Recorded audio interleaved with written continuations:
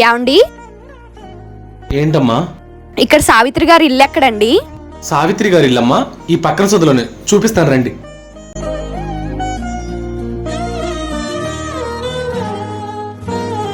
అదిగోమ్మా, ఆ గేట్ ఉంది కదా, ఆ ఇల్లే. థ్యాంక్స్ అండి.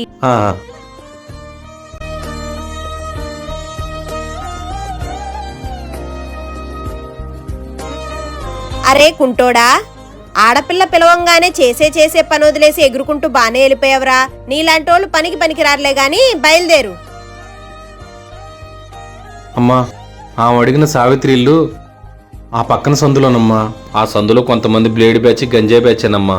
ఈ రోజుల్లో చూస్తున్నాం కదమ్మా ఆడపిల్లల పరిస్థితి. చిన్న పిల్లల నుంచి ముసలి వాళ్ళ వరకు అత్యాచారాలు జరుగుతున్నాయి. నాకు ఒక ఆడపిల్ల ఉందమ్మా, అందుకే జాగ్రత్త పంపిద్దామని వెళ్ళాను.